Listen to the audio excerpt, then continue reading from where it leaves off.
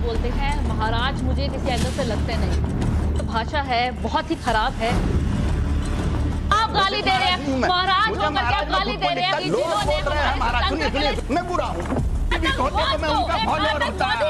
ये जिंदाबाद कह रहे हैं। शांत हो जाइए, मुद्दे की बात करो। मैं पाखंडी हूँ कि नालायक हूँ, इससे आपको क्या लेना?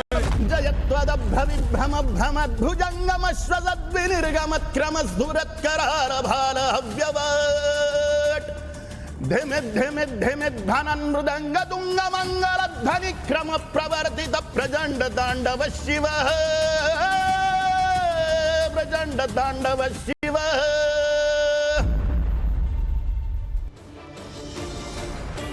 नमस्कार, बहुत स्वागत है आपका उस शो में जिसका नाम है धर्म संकट। और धर्म संकट में आज जिस विषय और जिस व्यक्ति से हम बात करने वाले हैं, जिस विषय पर हम बात करने वाले हैं, वो बेहद बहुत ज़्यादा खास है। असल में ये जो कुर्सी आप देख रहे हैं, इसमें एक बहुत विशिष्ट मेहमान आकर हमारे साथ बातचीत करने वाले हैं।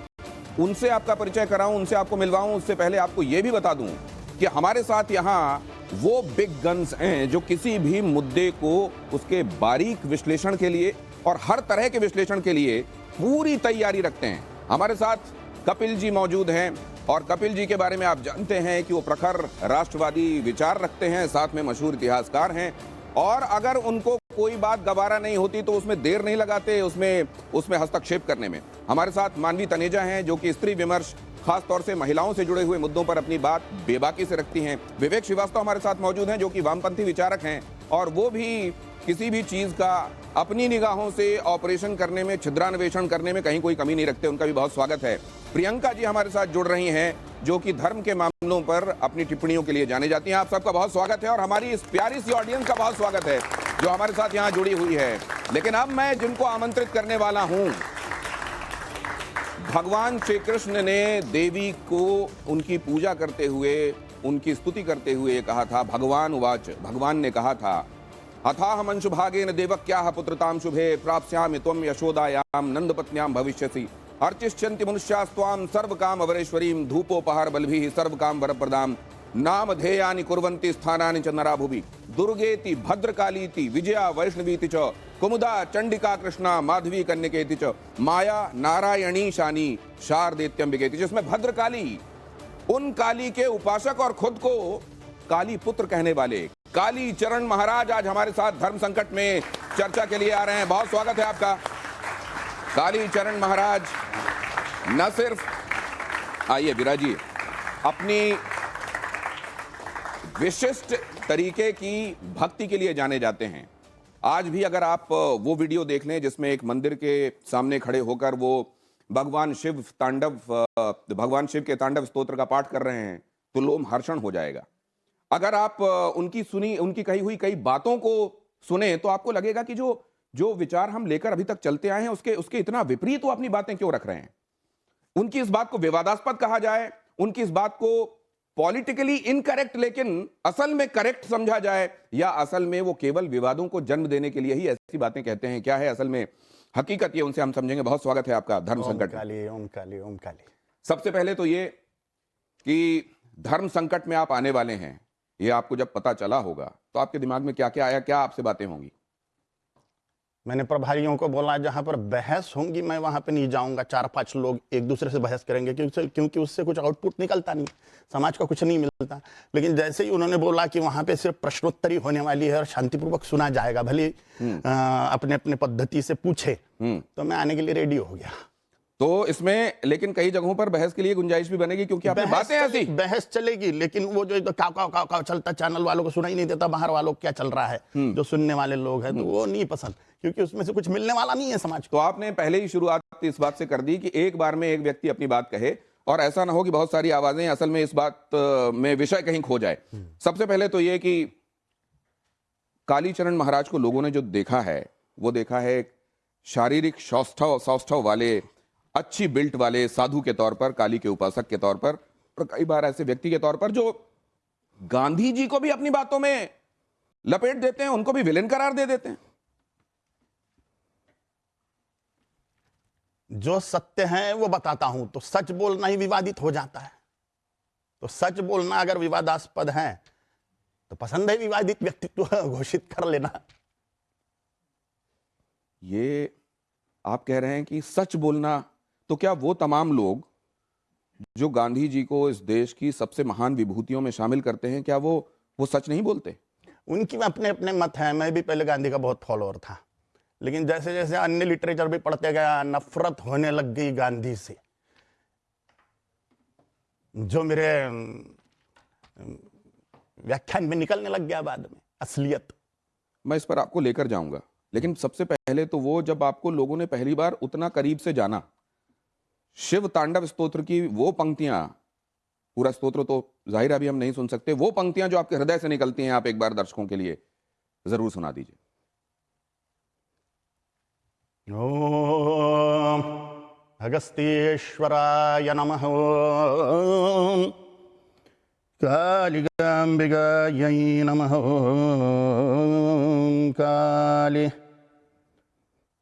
सरि ग रे ग म ग म ब ब म ब द द ब द नि नि ध नि स रे स नि स र म नि ध ध ध ध नि म नि ध ब ब ब ब ब ब ब ध नि ध ब म म ब द प म ग ग म प म ग रि रे रे रे रे रे रे ग म ग रि स रे ग ग रे ग म ग म ब ब म ब द द ब द नि नि ध नि स रे स जयत्वदभ्रमभ्रमद्भुजङ्गमश्वसद्विनिर्गमत्क्रमस्फुरत्करालभालहव्यवट् धिमिद्धिमिद्धिमिद्भानन्मृदङ्गदुङ्गमङ्गलध्वनिक्रमप्रवर्तित प्रचण्डताण्डव शिव प्रचण्डताण्डव शिव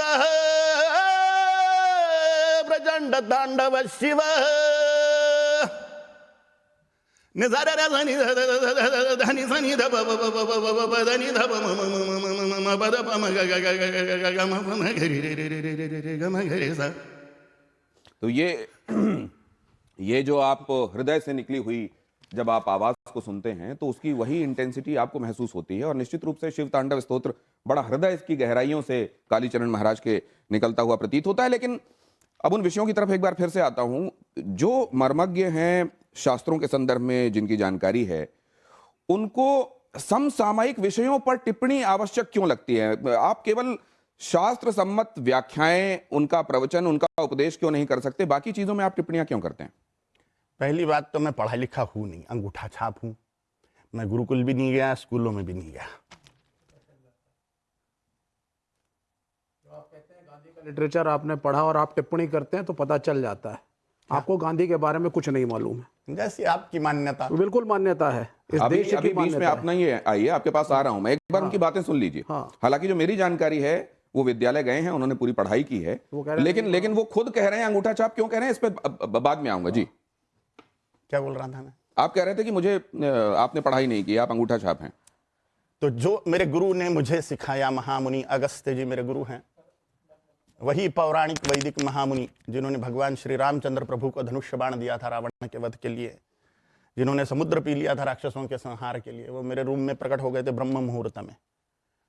और उन्होंने ही मुझे जो व्याख्याएं दी, धर्म की जो ज्ञान दिया, वही मैं समाज में बता रहा हूँ। जो सन्यासियों का कर्तव्य होता है, सत्य परिस्थिति समाज में बताना। तो ये क्या उन्होंने आपको ये भी कहा कि तुम समसामयिक मुद्दों पर भी बोला करो? निस्संशय, निस्संशय मेरा प्रधान उद्देश्य हिंदू राष्ट्र की स्थापना के लिए राजनीति का हिंदूकरण करना है, और उसके लिए जितनी भी आवश्यक बातें हैं वो मैं करूंगा। राजनीति का हिंदूकरण, इसका क्या मतलब है? माने जितने भी धर्मनिष्ठ राजा है, जो देवभूमि भारत माता की पूजा करते हैं, यहाँ के सभी रहस्यों को जानते हैं, मोक्ष मार्ग की सुरक्षा की जिम्मेदारी जिन राजाओं के कंधों पर है, ऐसे धर्मनिष्ठ लोग राजनीति में घुसे। 4945 राजा लोग हैं, 4150 विधायक, 545 लोकसभा सांसद, 250 राज्यसभा सांसद, वो सब के सब हिंदू धर्मनिष्ठ होवे तो हम हिंदू राष्ट्र की स्थापना कर सकते हैं। इसलिए मैं प्रयत्नशील हूं। अब दो चीजें मैं आपसे समझना चाहता हूं। ये हिंदू जब आप कहते हैं तो ये धर्म है आपके मुताबिक, या आपके मुताबिक जीवन शैली है, या सिंधु नदी के किनारे रहने वाले वो तमाम लोग जो यहाँ इस भारत देश में रहते हैं वो सभी हिंदू हैं? क्या है आपके मुताबिक हिंदू? पहले धर्म माने क्या, फिर हिंदू माने क्या, सनातन माने क्या, ये व्याख्याएं हमें समझ लेनी चाहिए, तो हमारे कंसेप्ट क्लियर हो जाएंगे। अध्यात्म विज्ञानम जीवनात् धारयते इति धर्म। अध्यात्म का साइंस जीवन में धारण करना धर्म है। अध्यात्म माने आत्मा के मामले का परमात्मा के मामले का, ईश्वर के मामले का, परम सत्य के मामले का जो विज्ञान है, अध्यात्म विज्ञान, यह जीवन में धारण करना धर्म है। सनातन माने क्या? जो था, है और रहेगा, माने सनातन।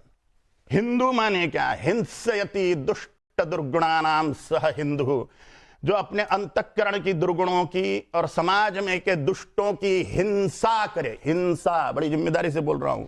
जो अपने अंतःकरण के दुर्गुणों की हिंसा करे, समाज में के दुष्टों की हिंसा करे, वह हिंदू। हिंसयति दुष्ट दुर्गुणानाम सह हिंदू। इसलिए हिंदुओं के सभी देव देवियां हिंसक हैं, दुष्टों का संहार करने वाले हैं। इसलिए सनातन हिंदू धर्म वह साइंस जो ईश्वर को प्राप्त करवाता है, परम सत्य को प्राप्त करवाता है, परमानंद को प्राप्त करवाता है, सभी दुखों का नाश करवाता है, वह विज्ञान जीवन में धारण करना धर्म है। तो आप तो मतलब उसको ही उलट दे रहे हैं जहां कहा जाता है अहिंसा परमो धर्म। अहिंसा परमो धर्म एक नंबर की भंपक बात है। अहिंसा परमो धर्म है, धर्म हिंसा तथैव च, अध्यात्म महाभारत के अनुशासन पर्व का वाक्य है। अहिंसा परमो धर्म है, धर्म हिंसा तथैव च। अच्छे को छेड़ना नहीं और बुरे को छोड़ना नहीं। हमारी मिलिट्री वही काम कर रही है, पुलिस वही काम कर रही है। पुलिस के बायसेप पे वो वाक्य लिखा हुआ रहता है, स्लोगन पुलिस का, सद्रक्षणाय खल निग्रहणाय, माने हम सज्जनों का रक्षण करते हैं और खलों का, दुष्टों का निग्रहण करते हैं, नाश करते हैं। यही सत्य स्वरूप में धर्म है, अपने अंतःकरण के दुर्गुणों का नाश तो आप ये करना। कह रहे हैं कि अहिंसा परमो धर्म असल में पूरी बात नहीं बता रहा है। 100% बात नहीं है अहिंसा। हम पूरी तरह से अहिंसात्मक जीवन जी ही नहीं सकते। देश का सत्यानाश कर देंगे आतंकवादी अगर अहिंसा की बात करने लग गए। 100% अहिंसा असंभवनीय है। इसलिए सिर्फ अहिंसा परम धर्म हो ही नहीं सकता। ईश्वर को पाने का साइंस बचाएंगे कैसे? ईश्वर को पाने का साइंस माने धर्म, इसका संरक्षण बिना हिंसा के संभव ही नहीं है। छत्रपति शिवाजी महाराज परम हिंसक थे, गुरु गोविंद सिंह जी महाराज, राणा प्रताप जी महाराज, भगवान श्री राम, भगवान श्री कृष्ण, करोड़ों राक्षसों का संहार कर दिया। महाभारत युद्ध में 166 करोड़ लोगों को मरवा दिया भगवान श्री कृष्ण ने। तो वो जो आतंकवादी कर रहे हैं वो भी तो अपनी की हुई हिंसा को अपने हिसाब से लेजिटिमेट बताते हैं, इसीलिए तो करते हैं। टारगेट क्या है ये ध्यान रखना चाहिए। हतो वा प्राप्स्यसिं स्वर्गं जित्वा वा भोक्ष्यसे महिं तस्मादुत्तिष्ठ कौन्तेय युद्धाय कृतनिश्चयः। अगर मरोगे इस धर्म युद्ध में तो मुझे प्राप्त कर लोगे, भगवान बोल रहे हैं। और जियोगे तो भूमि पर धर्म का स्वराज्य, धर्म साम्राज्य की स्थापना करोगे। मरोगे तो 72 घूरे पाओगे, ये नहीं बोल रहे भगवान। इसलिए जमीन आसमान का अंतर है इस्लाम के कथन में और हिंदुत्व के कथन में। अब इसको एक सेकंड आ रहा हूं, आपके पास आ रहा हूं। बहुत सारी बातें इकट्ठे हो गई आपके दिल में भी और बाकियों के दिल में भी, मेरे दिल में भी। लेकिन एक बात और, अब जब आपको खुद स्वयं को कालीपुत्र कहते हैं या आप कहते हैं कि एक दिन अचानक आपके कमरे में अगस्त्य मुनि प्रकट हुए, वो अगस्त्य मुनि जिन्होंने राम रक्षा स्तोत्र, जिन्होंने भगवान राम को यह बताया कि ये आदित्य हृदय का पाठ करोगे तो तुम रावण पे विजयी होगे, वो अगस्त्य मुनि आपके कमरे में प्रकट हो गए जी। ये लोग कैसे भरोसा करेंगे? ना करें। लोगों को भरोसा करवाने के लिए थोड़ी बोल रहा हूं। आपकी मम्मी का नाम क्या है? जी, आपकी मम्मी का नाम क्या है? मेरी माँ का नाम, मैं पिताजी और माताजी का नाम लेता नहीं, उनको पिताजी और माताजी ही कहता हूं। काय प्रश्न में माता पिता है, उन्होंने बोला कि तू मेरा बेटा है। अब अपने को किसी के प्रमाण की कोई जरूरत नहीं है।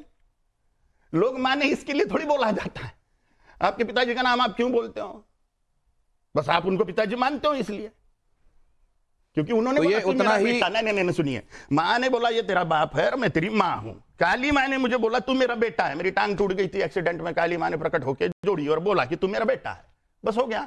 महामुनि अगस्त्य जी मेरे रूम में प्रकट हुए, उन्होंने मुझे सब कुछ दे दिया। तो अगर इसको कोई इस तरीके से व्याख्या करे कि ये उनकी अपनी मान्यता है और वो स्वयंभू तरीके से इस बात को मानते हैं, मेरे लिए मान्यता नहीं है, दूसरे ये मान सकते हैं कि मैं मानता हूं और मुझे कोई ऑब्जेक्शन नहीं। एक राउंड बहुत सारी बातों का हुआ है कालीचरण महाराज के साथ, और इस पर अब जरा यहां मौजूद मेहमानों के मैं नजरिए ले लेता हूं। अगर उनके कोई सवाल है तो वो भी ले लेंगे, लेकिन 1 मिनट का सबके पास टाइम रहेगा, इस हिसाब से प्लीज अपनी बात कहिएगा। कपिल जी, पहले आपके पास।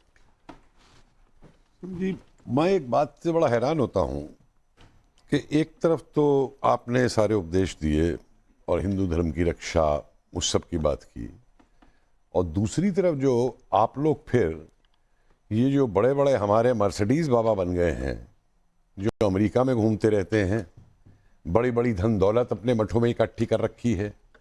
एक तरफ आप लोग शिकायत करते हैं कि साहब वो ईसाई जो है, और सही है कि वो रिश्वत दे करके, वो दे करके कन्वर्ट कर रहे हैं। तो ये जो पैसा है मठों के पास, ये जो पैसा है इतने बड़े बड़े उनके पास, ये पैसा फिर हिंदू धर्म की रक्षा के लिए गरीब हिंदुओं में क्यों नहीं खर्च किया जाता? केवल ये सवाल केवल ये कह देने से कि हिंदू धर्म की अहिंसा से अब गलत है और ये है, लेकिन जहां जरूरत है कि उनको कन्वर्ट ना कर पाए कोई भी ईसाई धर्म के अंदर, गरीब हिंदू भी इतना सशक्त हो कि वो अपने धर्म का पालन कर सके। और एक लास्ट लाइन और बता दूं, आज भी इस देश में अगर हिंदू धर्म बचा हुआ है तो बड़े महंतों की वजह से नहीं बचा हुआ, वो उस गरीब की वजह से बचा हुआ है जो गरीब रह करके भी मंदिर में जाके सब कुछ चढ़ावा। ठीक है, अब आप क्या कह रहे थे विवेक? देखिए, पहले बात, आपने 72 हुरों का नाम लिया। फैशन हो गया है कि हिंदू धर्मगुरु इस्लाम और कुरान पे उंगली उठाते हैं। भाजपा का शासन है और आप लोगों को बड़ा मजा आता है सत्ताधीशों के साथ बैठने में। यह है सच्चाई। इंद्र, आपके भी धर्म में इंद्र का वर्णन है, स्वर्ग का वर्णन है, अप्सराओं का वर्णन है, उर्वशी का वर्णन है, मेनका का वर्णन है। तो सिलेक्टिव मत होइए। मैं वो आपका नहीं तो विवेक जी, आपको कब ये कहा गया कि अगर आप कोई कथित रूप से अच्छा काम करते हुए देह त्यागेंगे तो आपको अप्सराएं भोगने के लिए मिलेंगी? ये कब कहा जाता है? तो स्वर्ग का कांसेप्ट है हिंदुइज्म में या नहीं है? नहीं, स्वर्ग का कांसेप्ट आपको ये कहा जाता है, आपको ये कहा जाता है कि आपको 72 हुरें मिलेंगे। नहीं, इनको किसने ऑथराइज किया? लेकर जा रहे हैं। नहीं, सुनिए, आप उनको जस्टिफाई मत करिए। नहीं, मैं जानना चाहता हूं। मैं बता रहा हूं, अगर एक हिंदू धर्मगुरु, आप अपने बारे में बात करिए। आपको क्या मतलब इस्लाम में कौन क्या कर रहा है? इस्लाम की इस बात का जवाब दे रहे थे कि किसकी हिंसा को आप जायज कहेंगे और किसकी हिंसा को ना जायज। सुनिए, आपके इंटरैक्शन में माननीय शंकराचार्य ने कहा था योगी आदित्यनाथ को मैं सन्यासी नहीं मानता, क्योंकि एक आदमी 2 पदवियों पे नहीं बैठ सकता। या तो वो सन्यासी होगा और या मुख्यमंत्री की कुर्सी पे बैठेगा। और ये अगर वायलेंस और हिंसा की आप बात कर रहे हैं, पुलिस और आर्मी की बात कर रहे हैं, यू आर नॉट ऑथोराइज्ड। आप नहीं है पुलिस में, ना आप आर्मी में है। आप मुझे बोलिए, ना शंकराचार्य की बात करें, ना अन्य साधुओं की बात करें। नहीं, आप वायलेंस प्रीच करते हैं। वो व्यक्ति गांधी से इंटेलेक्चुअल डिफरेंस अलग बात है। आप उसके असैसिनेशन को जस्टिफाई करेंगे। आप इधर उधर के बात नहीं, मैं तो सीधी बात कह रहा हूं ना आपको। बोलिए, सवाल आपका अधिकार ही नहीं है पॉलिटिक्स में बोलने का। आप ये कैसे क्योंकि आप वायलेंस को जस्टिफाई करते हैं। आप वायलेंस को जस्टिफाई करते हैं सोशल लाइफ में। अधिकार है कि नहीं है ये घोषित करने वाला आप कौन होते हैं? मैं इसलिए क्योंकि मैं इस देश का नागरिक हूं और आप इस देश में कम्युनल हार्मोनी को डिस्टर्ब कर रहे हैं। आप इस देश में कम्युनल हार्मोनी को डिस्टर्ब कर रहे हैं। आप कुछ भी, आप गांधी के असैसिनेशन को जस्टिफाई कर रहे हैं। आप कुछ भी, और आप कह रहे हैं कि असैसिनेशन सही था। विवेक जी, मुझे धर्मगुरुओं से और आपके पाखंड से डर नहीं लगता। विवेक जी, बिल्कुल बोलूंगा मैं। आप अच्छी बात करते, आप अच्छी बात करते, मैं आपको 24 पर खाता। तू सड़ी हुई बात नहीं करने का। मुद्दे की बात करो। मैं पाखंडी हूं कि नालायक हूं कि कमी ना हो, इससे आपको क्या लेना देना? इसलिए योग्य बात करिए। आप वायलेंस को जस्टिफाई करते हैं सोशल लाइफ में। मेरा ऑब्जेक्शन है, उत्तर जाओ तो बहुत भारी पड़ेगा। नहीं, बहुत भारी पड़ेगा। क्या भारी पड़ेगा? बहुत भारी पड़ेगा। मैं यहाँ से उठ के कुछ भी कर सकता हूँ। आप करिए नहीं करने का, नहीं करने का, नहीं करने का। मैं ये सवाल लेफ्ट का नहीं बनता है। लेफ्ट तो सारी क्रांतियों को अहिंसा से कराता है। क्या चीन की क्रांति अहिंसक थी? मैं सिर्फ शांति की बात कर रहा हूं। नहीं, सुनिए, हम डेमोक्रेसी में है ना। नहीं, देखिए, सवाल ये है जो आपने कहा कि हिंसक और उसकी बात आप कर रहे हैं। यहां पे हिंदू धर्म में किसी को यह नहीं कहा जाता कि तू 4 लोगों को मार दे काफिरों को जाके तो तुझे ऊपर 72 हीरे सेवा करेंगी और जन्नत में। पर ये जस्टिफाई करते हैं गोडसे को। किसी ये बात ये करते हैं ना जस्टिफाई गोडसे को। तो अभी बात ही नहीं आई। गांधी के असैसिनेशन को जस्टिफाई करते हैं। सामान्य व्यक्ति है, इसमें कोई संशय नहीं है। हमारे फिर हमारे सामान्य व्यक्ति, आप मानो ना मानो, देखो हमारे लिए गांधी सम्मानित है। ये हमारी भावना हमारे पास में। आप सब कोई, आप भी कपिल जी और आप भी विवेक जी, जरा ये देखते हैं कि किन शब्दों में कालीचरण महाराज ने गांधी को लेकर क्या कहा था और उसके बाद इस चर्चा पर आते हैं। जरा वो प्ले कीजिए प्लीज। वो मोहनदास करमचंद गांधी ने सत्यानाश किया। वो नाथुराम गोडसे जी को नमस्कार है, मार डाला वो। अब सवाल यह है कि क्या इस देश में उन विभूतियों के संदर्भ में भी बात होगी और इस तरीके से होगी जिनके बारे में असल में यह माना गया कि सैक्रोसेंट है, इनको लेकर कोई रिव्यू, कोई समीक्षा की गुंजाइश नहीं बनती है? Kapil ji, review and abusing are different things sir. एक सेकंड, रिव्यू शब्द यूज करिए, अब्यूजिंग वर्ड यूज करिए। देखिए, 2 बात शब्द यूज किया गया है। एक सेकंड, देखिए 2 बातें। एक तो गांधी जो है वो एक प्रैक्टिसिंग पॉलिटिशियन थे। गांधी कोई भगवान नहीं थे जो उन्हें भगवान बना दो और गांधी को कोई क्रिटिसाइज नहीं कर सकता। एक मिनट, वी एग्री। अब मैं अगर गांधी के शब्द आपको एक याद दिलाता हूं। 1927 के अंदर स्वामी श्रद्धानंद का अब्दुल रशीद ने कत्ल किया था। स्वामी श्रद्धानंद चुपचाप वो शांति अहिंसक तरीके से शुद्धि आंदोलन करा रहे थे। गांधी का वो स्टेटमेंट उठा के देखिए, गांधी क्या कहते हैं। अब्दुल रशीद ने सही किया है, उसने जो भी कुछ किया है वो अपने धर्म को बचाने के लिए किया है। और आगे कहते हैं मैं उसके केस की वकालत करना चाहूंगा। पूरी हिंसा को, पूरे कत्ल को गांधी जस्टिफाई कर रहे हैं एक स्वामी के, और जो क्रांतिकारी अंग्रेजों को गोली मार देते थे उन क्रांतिकारियों की गांधी ऐसी तैसी करते थे कि हिंसा इस्तेमाल करते। पहली वर्ल्ड वॉर के अंदर जाकर के सेना के अंदर अंग्रेजी की रिक्रूट कराना, खुद गांधी लिखते हैं खेदा के अंदर कि जिन गांवों में हम जाते थे आंदोलन को लेकर के और किसान हमें माला पहनाते थे, जब हम वहां पे पहुंचे कि अंग्रेजी सेना में भर्ती हो जाओ तो उन किसानों ने हमें घर में घुसने ही नहीं दिया। वो जो जिनको अंग्रेजी सेना में आप भर्ती करा रहे थे वो वहां पे जाके धरना देते, तो मतलब भूख हड़ताल में बैठते। तो मतलब ये कहा जा रहा है कि मारने के लिए ये होक्स है। नहीं, तो क्या ये कहा जा रहा है कि गांधी जी की बहुत सारी बातें ऐसी हैं जिनकी आलोचना और मुखर आलोचना हो सकती है, लेकिन जिन शब्दों का प्रयोग किया गया वो गलत था। मैं तथ्य पे बोलता हूं, अगर मैंने जो बोला है कोई ऐतिहासिकली गलत साबित कर दे, मैं आज बोलना। मानवी तनेजा जी से मैं ये बात समझना चाहता हूं। मानवी जी,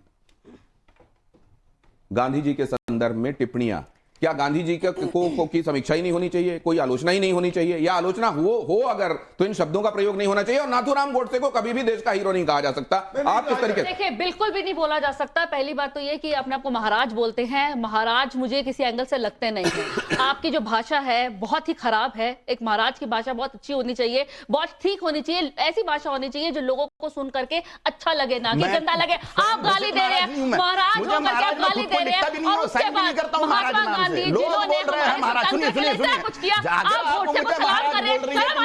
प्रियंका क्या कह रही है? सुनिए जरा, प्रियंका क्या कह रही है? एक second, Priyanka please, let me speak, please. Let me speak. Let me also speak.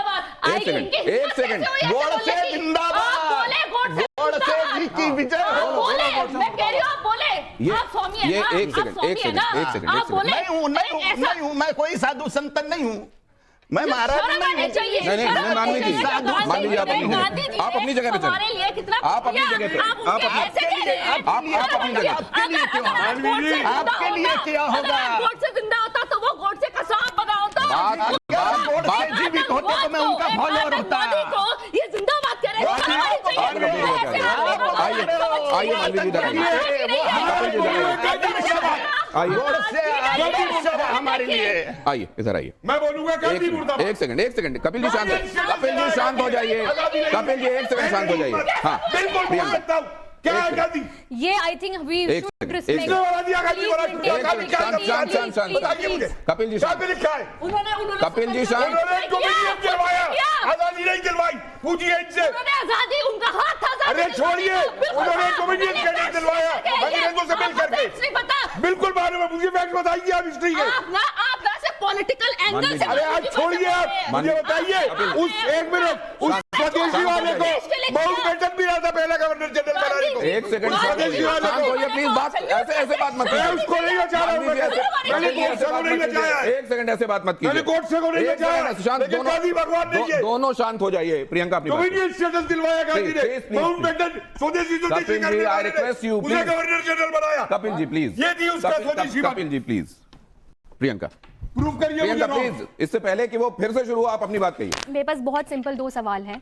यहाँ पर हमारे शो का नाम भी धर्म संकट है। धर्म की ही बातें हम हमेशा करते हैं शो पे, और धर्म ही एक मुद्दा है जिसके ऊपर सब बात करते हैं और कुछ भी बात करते हैं। तो मेरे दो बहुत सिंपल से सवाल है। मैं भी काली माँ की साधना करती हूँ, महाराज जी भी काली माँ की साधना करते हैं, मैं भी बहुत जाने माने शोज पर काम करती हूँ एज एन एस्ट्रोलॉजर, और साधना भी करती हूँ। महाराज जी ने कहा, एक बात कहा कि माँ ने, उनकी टांग टूटी तो माँ ने आके उनको, उनकी टांग को जोड़ा।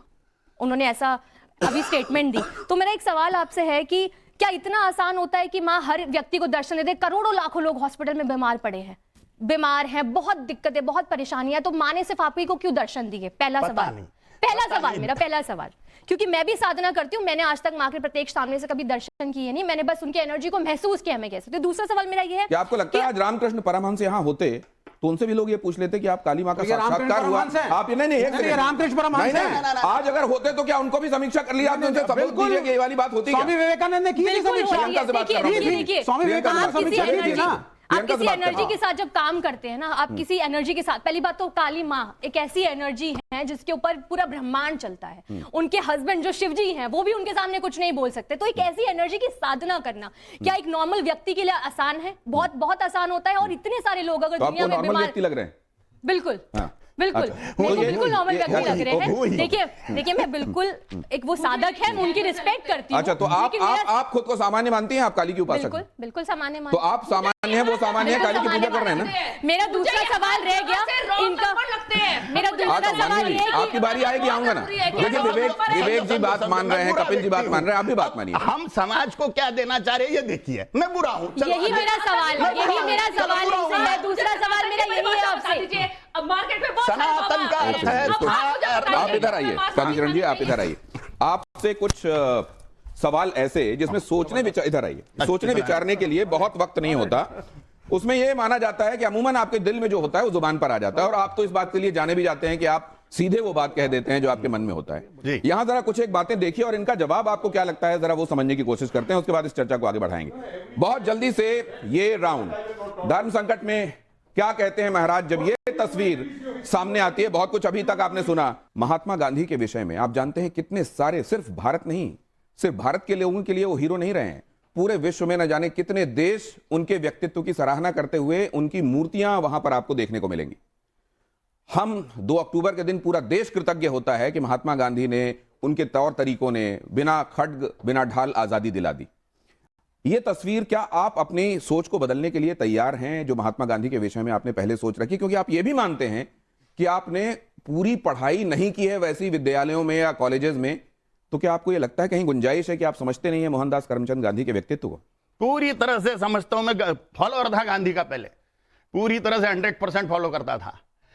जिस व्यक्ति ने भगवान श्री रामचंद्र जी के, भगवान श्री कृष्णचंद्र जी के फॉलोअर छत्रपति शिवाजी महाराज, गुरु गोविंद सिंह जी महाराज, राणा प्रताप जी महाराज को पथभ्रष्ट कहा, उस व्यक्ति को मैं महान कैसे बोल सकता हूं? और जिस व्यक्ति ने मारा महात्मा नाथुराम गोडसे जी भागे नहीं वहां से। हाँ। तब की पुलिस इतनी शक्तिशाली थी नहीं कि वो ढूंढ सके एक बार भाग जाने के बाद में किसी व्यक्ति को। और नाथुराम गोडसे जी पढ़े लिखे व्यक्ति थे, पत्रकार थे, वो एक बहुत बड़े संपादक थे। भाग क्यों नहीं गए मारने के बाद में? एक मिनट, भाग के क्यों नहीं गए? पूरे देश की विचारधारा, पूरे देश की विचारधारा और आपकी विचारधारा में जब फर्क है, तो क्या बहुसंख्यक लोग, क्या आप ये मानते हैं कि जो उनकी धारणाएं हैं वो गलत हैं? मुझे किसी को कुछ नहीं, मेरी धारणाएं मेरे लिए सर्वोपरि है, मेरी मान्यता है, तस्वीर जितना भी पता है। अगली तस्वीर आपके सामने रखता हूं, यहां क्या आता है? ये आपने बताया, क्या इनको देश के हीरो के तौर पर आप प्रोजेक्ट मेरे लिए हीरो है, मेरे लिए हीरो है। मेरा अपना जीवन है, मेरी अपनी धारणाएं हैं, मेरा अपना व्यक्तित्व है। मैं जिसको चाहे हीरो मानूं, जिसको चाहे दुष्ट मानूं। महिषासुर को, रावण को पूजने वाले भी लोग हैं, वो विद्यार्थी। लेकिन मेरी मान्यताएं जो है, मैंने जो ज्ञान मुझे प्राप्त हुआ अभ्यास के द्वारा, और इसके बाद में इनकी पुस्तकें और उसकी पुस्तकें सब पढ़ ली मैंने, तो देखा है कि तब की कंडीशन क्या थी। भले ही लोग गांधी को पूजे, किसको भी पूजे, नाथुराम गोडसे जी को, सावरकर जी को मैं पूजूंगा। तो आप इनको भी पूजेंगे? बिल्कुल निस्संशय। विनायक दामोदर सावरकर और नाथुराम गोडसे आपके लिए हीरो हैं, और महात्मा गांधी के आप फॉलोअर थे। लेकिन जब आपने महिषासुर मर्दिनी स्तोत्र में एक वाक्य आता है, धनुजनी रोशिणी दितिसुत रोशिणी दुर्मिणी दुर्मुनि रोशिणी सिंधु सुते। दुष्ट प्रकार के भी तपस्वी होते हैं, बड़ा तप करते हैं, राक्षस, और बाद में दुरुपयोग करते हैं। ये गांधी भी वैसा ही व्यक्ति, बड़ा तपस्वीपना दिखाया और बाद में आपको यानी, अच्छा एक बात मैं समझ, क्या ऐसा ये संभव है कि पहले आप नहीं जानते थे, जानते जानते आपने जाना, तो आपको ये लगा कि नहीं जो मैं मान रहा था वो गलत था? क्या जब आप और जानेंगे तो ये संभव है क्या कि फिर से आपके लिए गांधी आपके हीरो हो जाएं? खत्म हो गया पढ़ना पुराना उनके मामले में, अब रियलिटी सामने आ गई। चलिए अगली तस्वीर दिखाइए। वो कह रहे हैं कि अब इस मामले में और गुंजाइश नहीं है। इनके संदर्भ में आपका क्या विचार है? ग्रेट व्यक्ति है। तो आपको मालूम है कि जब भी नाथुराम गोडसे को किसी ने हीरो बोला या महात्मा गांधी के संदर्भ में कुछ गलत बोला गया, वो नरेंद्र मोदी को कभी रास नहीं आया। उन्होंने इसकी भर्त्सना की, इसका खंडन किया, हमारे मम्मी पापा को भी बहुत सी बातें रास नहीं आती हमारी, फिर भी हम 100% मम्मी पापा को कहां फॉलो करते हैं। कोई हमारे लिए ग्रेट है, इसका मतलब उनको हम 100% थोड़ी फॉलो करेंगे। सुभाष चंद्र बोस हमारे लिए ग्रेट है तो हम 100% उनको थोड़ी फॉलो करेंगे। भगवान बुद्ध हमारे लिए ग्रेट है, भगवान महावीर ग्रेट है, राम जी कृष्ण जी हमारे लिए ग्रेट है, लेकिन हम 100% किसको फॉलो करते हैं? अगली तस्वीर दिखाइए। वो कह रहे हैं कि हम फॉलो तो करेंगे लेकिन उसकी एक सीमा होगी। क्या कहते हैं आप इनके संदर्भ में? ये भी महान व्यक्तित्व है। तो इन्होंने एक बात कही, बटेंगे तो कटेंगे। हाँ, और मैंने आपके बारे में जो रिसर्च की, आप ये बहुत पहले से कहते रहे कि हिंदुओं को कई आधारों पर बांटने की कोशिश हुई है और हिंदू उस षड्यंत्र का शिकार होते रहे हैं, हिंदुओं को उससे बचना चाहिए। निस्संशय सड़ा हुआ वर्णवाद, ब्राह्मण क्षत्रिय वैश्य शूद्र, ये सड़ा हुआ वर्णवाद जो जन्म से मान रहे हैं, 2378 जातियों का जातीयवाद, भाषावाद 17 भाषाओं का, प्रांतवाद 32 प्रांतों का, संप्रदायवाद, संगठनवाद, ये सारे वाद हिंदुओं का सत्यानाश कर रहे हैं। इन सभी वादों का हिंदुओं ने पूर्णतः त्याग कर देना चाहिए और मात्र हिंदू यह पहचान रखते हुए राष्ट्र के रक्षण के लिए, धर्म की रक्षा के लिए एकीभूत होकर वोटर बैंक बनना चाहिए, जिससे हिंदुओं की साख बने। तो क्या आपकी कही हुई बातें ही कहीं योगी जी के कान में पहुंची और उन्होंने प्रकारांतर से बात कह दी? नहीं, वो स्वयं ही ग्रेट व्यक्ति है। तो अपने ही दिमाग में उनकी बात मैं तो बच्चा हूं। अच्छा, एक बात बताइए, के द्वारा बोलने के अनुसार तो मैं दुष्ट व्यक्ति हूं। मैं एक प्रैक्टिकल बात आपसे, व्यवहारिक बात पूछता हूं। अपनी ही जाति में, अपने ही वर्ण में लोगों की शादियों के संदर्भ में भी अपनी एक सोच रही है। अभी हमने देखा कि बिहार से एक मेंबर ऑफ पार्लियामेंट हैं, उन्होंने बात कही कि देखो शादी विवाह में तुम देख लेना कि जाति क्या है, लेकिन जब देश की बात आती है तो वहां जाति मत देखो। मतलब जाति को भी ये देखना है क्या कि यहां तक जाति रखेंगे, यहां तक जाति, फिर उसके बाद जाति का काम नहीं रहेगा, ऐसा देखना है क्या? जिनको जातियों से प्रेम है, जिनको जाति के साथ में माटी खाना है, मट्टी खाना है, उन्होंने विवाह तक के देखो। मेरा तो स्पष्ट मत है, जिनका खान पान सेम है, जिनका धार्मिक आचरण मान्यताएं सेम है और जिनकी आर्थिक कंडीशन सेम है, उन्होंने शादी कर लेनी चाहिए बिना जाति का विचार किए। ये मेरी धारणा है, ये मेरा कहना है। तो ये जब आप कहते हैं अपने फॉलोअर्स को, तो मानते हैं ये बात? पता नहीं, क्योंकि हम जिसको सम्मान देते हैं उसके 100% बात मानेंगे ये जरूरी नहीं ना। अगली बात देखिए जरा, यहां एक अगला आपके सामने एक सवाल है कि इसमें बेहतर विचारक आपको कौन लगता है और क्यों लगता है? हेडगेवार। वजह? हिंदू राष्ट्र, हिंदुत्व का समर्थन। तो आप ये संविधान की सम्मत बात कर रहे हैं जब आप हिंदू राष्ट्र की बात कर रहे हैं? निस्संशय। कैसे? डॉक्टर बाबा साहेब आंबेडकर जी ने हिंदू लॉ लागू किया था, नेहरू ने मान्य नहीं करा। संविधान के रचयिता किसको माना जा रहा है? ये इस पे आ रहा हूं मैं, आपके दिमाग में आ रही है बातें, मैं आता हूं, आप अपने सवाल रखिएगा। अगली स्लाइड रखिए प्लीज, जल्दी से। ये देखिए जरा, यहां पर कालीचरण महाराज के लिए पहले क्या है, गीता है कि संविधान है, क्या है? भगवत गीता। भगवत गीता आपके लिए पहले? हाँ, क्योंकि कोर्ट चलता है कायदे कानून संविधान से, लेकिन वहां पर भगवत गीता पर हाथ रख के कसम खिलाई जाती है, संविधान पे नहीं। इसलिए भगवत गीता प्रथम है, क्योंकि उस पर हाथ रखा हुआ व्यक्ति। लॉजिक, ये कपिल जी आ रहा हूं, इस पर अपनी बात कहिएगा, लेकिन ये भी जरा देख लीजिए। आप जब संविधान की भी शपथ लेते हैं ना, एमपी बनने और वो बनने के ऊपर, तो तब भी गीता पे हाथ रखिए। गीता पे हाथ रखी जाती है संविधान के लिए निष्ठा जताने बताने के लिए भी, इसलिए। अच्छा, यहां पर देखिए, बेहतर हिंदू राजा कौन है, पृथ्वीराज चौहान या शिवाजी महाराज? सबकी मान्यताएं हैं, मेरे लिए छत्रपति शिवाजी महाराज सर्वोपरि है। वजह क्या? क्योंकि उन्होंने कभी देश पर आए हुए, धर्म पर आए हुए शत्रु को क्षमा नहीं किया। अगली स्लाइड देखिए, इसमें आपका विवेक क्या कहता है, सबसे बड़ा हिंदुत्ववादी कौन? गोडसे जी। सिर्फ इसलिए कि उन्होंने गांधी जी पे गोली चला दी? मार वही सकता है जो खुद की बलि देने को रेडी है, जो खुद को बलि दे सकता है वही जान ले सकता है सामने वाले की। जो डर के रहेगा वो सिर्फ बयानबाजी, बतियाना, बकबकी। तो विनायक दामोदर सावरकर को आप क्या? वो भी ग्रेट है, लेकिन सर्वोपरि बोला आपने, सबसे ऊपर। तीनों भी ग्रेट थे, वो अपने अपने पद्धति से कार्य किए, लेकिन मेरे आदर्श नाथुराम जी गोडसे, मेरे में इतनी डेयरिंग होती तो मैं भी 4 अच्छे लोगों को टपका देता था, लेकिन मेरे में नहीं है उतनी डेयरिंग।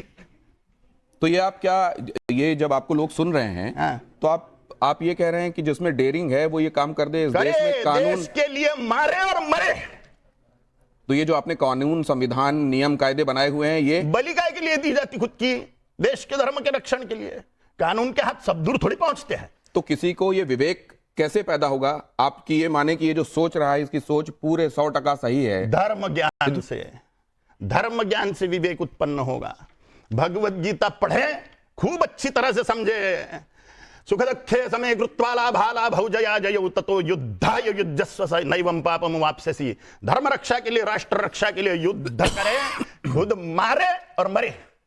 अगला, एक सेकंड, अगला। अगर आपको आज क्या संसद में आपको आज AK-47 दे दी जाए 1000, 5000, 10,000, क्या आप यहां से हिंदुओं को उन AK-47 लेकर के बांग्लादेश में लीड करेंगे हिंदुओं को बचाने के लिए? निस्संशय। नहीं तो करिए, क्यों नहीं इकट्ठा करते? कौन दे रहा है AK-47? क्यों नहीं? खाली याद चिल्लाने लगे हिंदुओं को पैसे हो रहा है बांग्लादेश के। बात करना, बात करिए ना, इकट्ठा करिए ना।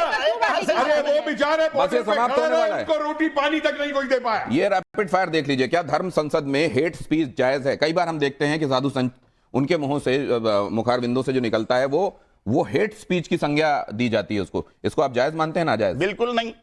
क्यों जायज माने? सत्य बताना अगर हेट स्पीच है तो ये बोलने वाले ही गलत है हेट स्पीच है करके। सच बताना अगर हेट स्पीच है तो बोलने वाले ही गलत है। तो कई बार उस तरफ से जो आवाजें आती हैं वो भी कहते हैं कि हम जो कह रहे हैं वो सच कह रहे हैं, आप हेट स्पीच कैसे, भड़काऊ कैसे कह रहे हैं उसको? उन पर कहां से ऑब्जेक्शन हो रहा है? उन पर क्या कायदे कानून हो रहा है? उन पर कौन सी कार्रवाई हो रही है?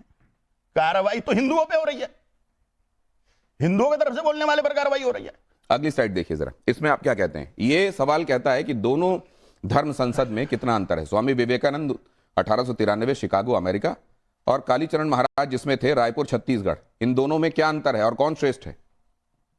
विवेकानंद ही श्रेष्ठ है, इसमें कोई संशय नहीं है। मैं कहा किधर का कौन? मैं तो बुरा आदमी हूं बहन जी के हिसाब से, झूठा हूं। विवेकानंद जी तो ग्रेट है बहन जी, आपके हिसाब से विवेकानंद ग्रेट है कि नहीं है? विवेकानंद ग्रेट है कि नहीं? असल में तो वो यहां पे होती, अगर उनकी राय ले रहा होता मैं धर्म संकट में। यहां पर अगली स्लाइड दिखाइए। सनातन धर्म की रक्षा किससे? संत से, सरकार से, संविधान। किससे सनातन धर्म की रक्षा संभव है? संत करेंगे तो, सरकार करेगी तो संविधान। सरकार करेगा धर्म की रक्षा। सरकार माने कौन? राजाओं का समूह। 4,945 राजा, 4,150 विधायक, 545 लोकसभा सांसद, 250 राज्यसभा सांसद। तो ये जो विचार हैं वो विचार आपके सामने आ गए। अब जरा एक बार क्विकली मैं मेहमानों के पास, और अगर आपके पास कोई सवाल है, सवाल किससे है? हाँ। और सवाल आपका क्या है अपने दिमाग में तैयार रखिएगा, आपके पास आने वाला हूं। भगवत गीता पे बात करूंगा। आपने भगवत गीता की प्रशंसा करी, आपने बोला कि साहब भगवत गीता सर्वोपरि है आपके हिसाब से। भगवत गीता में दो कॉन्सेप्ट्स में मैं आपसे डिस्कशन करूंगा। पहला, उसमें वर्ण व्यवस्था को जस्टिफाई किया गया है, और आप झूठी बात नहीं है, मुझे मत सिखाइए, प्रमाण देंगे। हाँ सुनिए आप पहले, उसमें वर्ण व्यवस्था जस्टिफाइड है, चारों वर्णों का वर्णन है, ये पहली चीज। दूसरी चीज, भगवत गीता के अंदर यह भी लिखा हुआ है, एक जाति की औरत अगर दूसरी जाति के में शादियां शुरू कर देगी तो वर्ण संकट उत्पन्न होगा। Bhagavad Gita inter caste marriage के खिलाफ है, और आप जो कह रहे हैं वो अलग है, प्रोग्रेसिव कह रहे थे आप, जहां तक शादी का सवाल है उसमें मैं आपसे सहमत हूं। तो अब आप कैसे कह सकते हैं कि आप इसको जस्टिफाई कर रहे हैं भगवत गीता को? वो श्लोक आप बोलोगे? नहीं, श्लोक मुझे मत सिखाइए, श्लोक बोलने से नहीं सर। अगर आप कोई प्रश्न पूछते हैं, मैं 21 टीकाएं पढ़ चुका हूं भगवत गीता की, सुन लीजिए, श्लोक मत सुनाइए, जवाब सुन लीजिए, जवाब सुन लीजिए। चातुर्वर्ण्यम मया सृष्टम गुणकर्म विभागशः तस्य कर्तारमपि मां विद्य कर्तारम अव्ययम्। ये वो श्लोक है। चारों वर्णों की रचना मैंने गुण और कर्मों से करी हुई है, जन्म से नहीं। कोई ब्राह्मण क्षत्रिय वैश्य शूद्र जन्म से नहीं होता। और इंटरकास्ट मैरिज पे क्या बोलेंगे? इंटरकास्ट मैरिज में जिनके खान पान समान है, जिनका भगवत गीता में ये नहीं लिखा है, आप गलत बोल रहे हैं। अर्जुन का ब्याह नाग कन्या से हुआ, आप गलत कह रहे हैं। भगवत गीता में इंटरकास्ट मैरिज वैध नहीं है, और मैंने 21 टीकाएं पढ़ी हैं। एक सेकंड विवेक जी, वो उदाहरण दे रहे हैं कि अगर अर्जुन का विवाह या भीम का विवाह, हिडिंबा के साथ भीम का विवाह हो सकता है, घटोत्कच उन्हीं की संतान। वो गीता नहीं, तो गीता लिखी गई थी। गीता किसने लिखी? नहीं, गीता कब लिखी गई? गीता कब लिखी गई? तब भीम की शादी हो, इनकी शादी हो गई थी भीम जी की, नहीं हुई थी। आप समय की श्रृंखला को तो देखिए, किस क्षण भगवत गीता लिखी है, मैं उसमें भी आपसे डिबेट कर सकता हूं। बोलो भैया, हाँ किसने लिखी? नहीं, आप मुझे बताइए। नहीं, घुमाइए मत आप बात को, आप सीधी बात बोलिए। वर्ण संकट होगा अगर इंटरकास्ट मैरिज होगी, ये गीता में लिखा है। बड़ा क्लियर बोलने वाला आदमी हूं, घुमाइए मत। जाति में डिफरेंशिएट करो यार। नहीं, अब वो सर, वो तो कॉम्प्लिकेशन पे बात है। आप पूरी तरह से कांटा निकालने को तैयारी नहीं हो। नहीं, पूरी तरह से आपने जो बीच में टिप्पणी की थी वो लेकर आइए, ये तो जवाब मिल गया कि वो, देखिए वर्ण अलग है, जाति अलग है। चारों वर्ण का ऋग्वेद में भी जिक्र यही है, कर्म से है। आप इसका यक्ष का संवाद देख लीजिए यम के साथ, वहां भी वही, सॉरी यक्ष और अर्जुन भीम युधिष्ठिर संवाद देख लीजिए। और किसी भी समय पे जो ये 4 वन बने थे, इन वर्णों को कार्य के हिसाब से बदला जा सकता था, कोई कुछ भी कर सकता था। उसके बाद दूसरी स्थिति आई जब ये हुआ कि जिसके यहां पैदा होगे कहलाओगे वही, लेकिन वर्ण बदल सकते, काम बदल सकते हो। ये तीसरी स्थिति जो आई कि जिसके यहां पैदा हो गई और वही कहलवाओगे, इसने उस व्यवस्था का सत्यानाश कर दिया, पूरा का पूरा जो असली वर्ण व्यवस्था थी उसकी। एक बात लेकिन मैं और आज हम सुनिए, जाति और उसको जो हम करते हैं, जाति कास्टा इज रेशियल, रेशियल का जाति से कोई मतलब नहीं है, जो अंग्रेजों ने ट्रांसलेशन किया। और एक चीज और मैं बता दूं आपको, 1871 की सेंसस में हमारे बहुत से ऐसे व्यावसायिक संप्रदाय थे, कुम्हार, लोहार, बढ़ई, तेली, जिनको कभी लो कास्ट नहीं कहा गया था, जिनको अंग्रेजों ने पहली बार 1871 की सेंसस के अंदर लो कास्ट कह करके लिखा वहां पे। तो अंग्रेजों ने सिखाया था सर, विद ड्यू रिस्पेक्ट, कि गांव के अंदर इस आदमी को पानी हम अपने घर में नहीं पिलाएंगे, खाट पे नहीं बैठने देंगे। मैं आ रहा हूं, सर वो एक बड़ी लंबी बहस हो जाएगी और विषयांतर हो जाएगा। मैं जरा कोई ये बता दे कपिल जी, फिर मध्यकालीन के अंदर का क्यों नहीं लिखा जाता कि मध्यकालीन के अंदर ये जो ऑडियंस है कालीचरण महाराज के लिए, इनके पास क्या सवाल? मेरा सवाल कालीचरण जी से है। आप बोल रहे हैं कि मरो और मारो, मतलब अहिंसा, जो हिंसा है वो ठीक है, तो इस हिसाब से तो जो हम सब हैं, हम लोग कल से तलवारें लेके सड़क पे उतर जाएं कि हमें कोई उंगली भी करे तो हम उसका गला काट दें। और दूसरा मेरा है कि आपने कहा कि सरकार धर्म की रक्षा करती है, जो अभी सत्ता में सरकार है वो बोल रही है बटोगे तो कटोगे, और वो स्पेसिफाई नहीं कर रहा है कि कौन बटेगा तो कौन कटेगा। तो हमारे हिसाब से धर्म की जो रक्षा करेगा वो संविधान करेगा, तो आप इसे कैसे जस्टिफाई करेंगे कि सरकार रक्षा कर रही है? संविधान को प्रजा में लागू कौन करता है? राजा। संविधान, कायदे कानून का लागू करना किसके हाथ में है?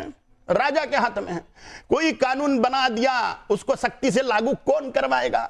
राजा का आदेश। इसलिए संविधान की रक्षा भी राजा करेगा, धर्म की रक्षा भी राजा ही करेगा, राष्ट्र की रक्षा भी राजा करेगा। वहां कश्मीर में एक लड़की पर बलात्कार कर दिया, वहां पुलिस भी थी और सेना भी थी, लेकिन ऑर्डर नहीं थे राजा के उनको खत्म करो करके सामने वालों को।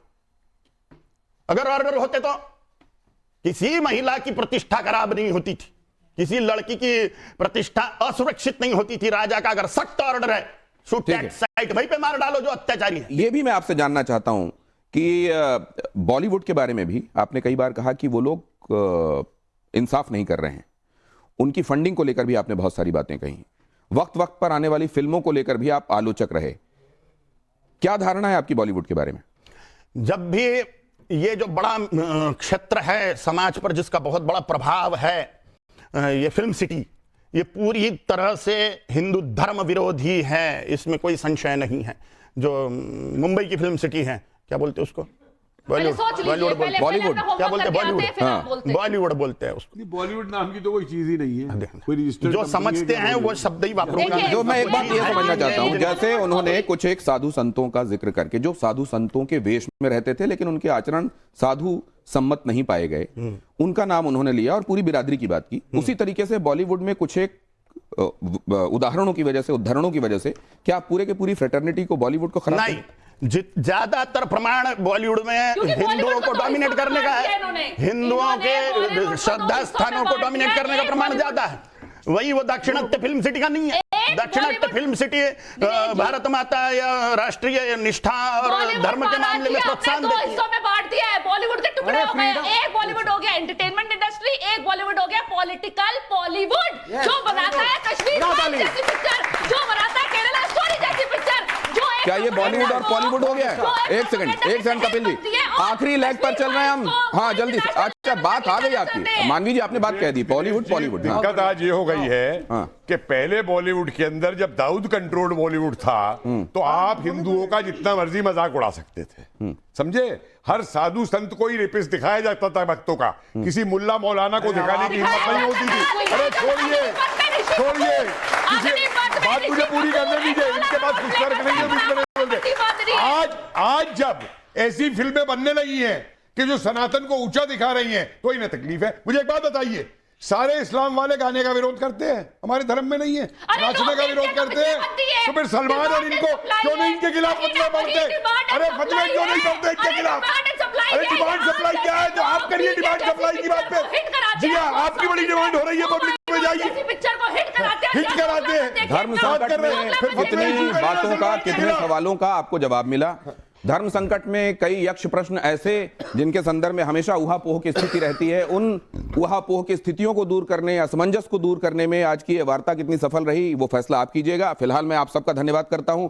व्यक्तिगत आक्षेपों से बचें, एक दूसरे को लेकर व्यक्तिगत टिप्पणियां ना करें, मेरी आप सबसे प्रार्थना रहेगी। और ये भी कि यहां जो विचार व्यक्त किए गए हैं, हमारे जो मेहमान आए हैं उन्होंने अपनी जो बात कही है, ये उनके अपने निजी विचार हैं। हम हर एक बात का समर्थन ही कर रहे हों क्योंकि हम इसको दिखा रहे हैं, ऐसा कतई नहीं है, ये बात भी मैं जोड़ दूं। बहुत धन्यवाद आप सबका यहां पधारने के लिए। लेकिन मैं चाहूंगा मेरी प्यारी ऑडियंस के लिए भी मेरी तरफ से तालियां, आप लोगों ने इसमें हिस्सा लिया।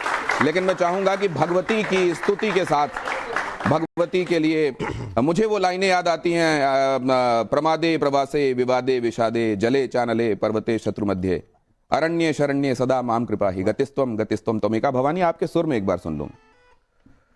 ये स्तोत्र तो मुझे याद नहीं, आपको जो सही लगे। कालिकाष्टक का जी जी जी प्लीज। ओम सगमाधाने सन्यधामगधनि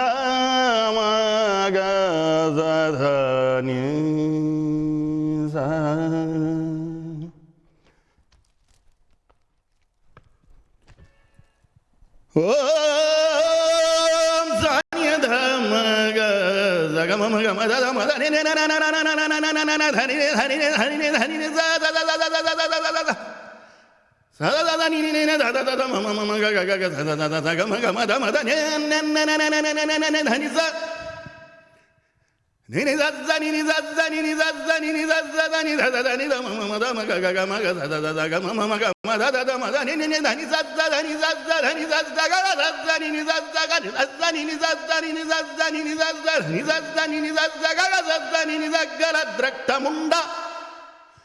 गलद्रक्तमुंडावली कंठमाला महाघोरवासुदंष्ट्रा